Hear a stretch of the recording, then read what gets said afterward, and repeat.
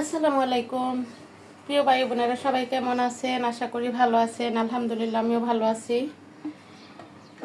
Only 3 piece মুরগির মাংস আমি ছোট করে কেটে পেঁয়াজ দিয়ে বোনা করলাম, শুধু তালহার জন্য। ইচ্ছা করলে কিন্তু 3-4 জনকেও দিতে পারবো। আর এখানে বাটা মাছ আর আলু বেগুন দিয়ে ঝোল করলাম, সাথে আছে টমেটো, মিষ্টি কুমড়ার আগাডুগা, পাঁচমিশালি মাছ দিয়ে রান্না করলাম। আজকে দুপুরের রান্না। ভিডিওটা আর বড় করব না, চলুন রান্নায় চলে যাই। সবার আগে আমি হলুদ মরিচ আর লবণ মাখায়া মাছটা ভেজে নেই।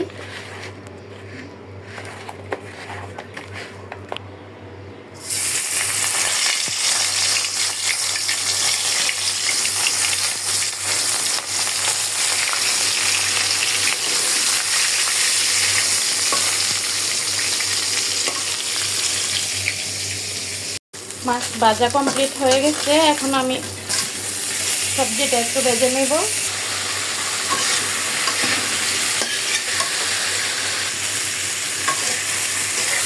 টমেটোগুলো সাথে দিয়ে দিলাম, একসাথে সবগুলো একটু ভেজে নিই, তারপর মশলা দিয়ে দিব। সবজি তরকারিটা এই পাশে নিয়ে আসলাম। এখন আমি মিষ্টি কুমড়ার আগাডুগা বসাই দিতেছি। মশলাটা কষায় তারপর আমি ছোটো মাছ দিয়ে দিব। এই পাঁচমিশালি মাছ দিয়ে আমি রান্না করব।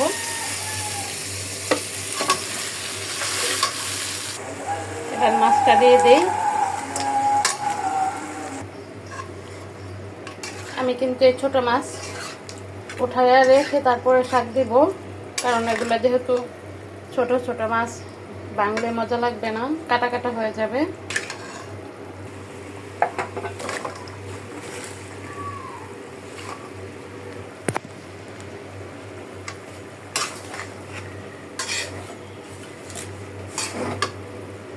বাটা মাছের তরকারিটা হয়ে গেছে, আমি এখন একটা কাঁচা আম দিয়ে দিচ্ছি।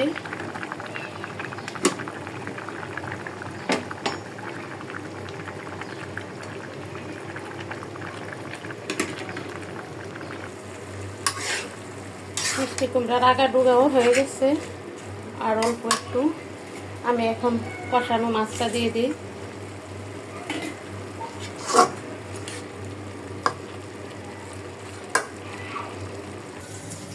মিষ্টি কুমড়ার আগাডুগাও নামিয়ে ফেললাম।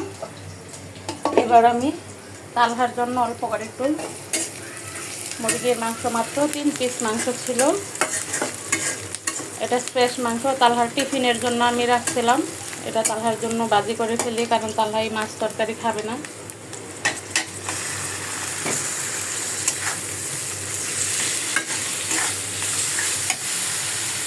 বন্ধ করে দিলাম।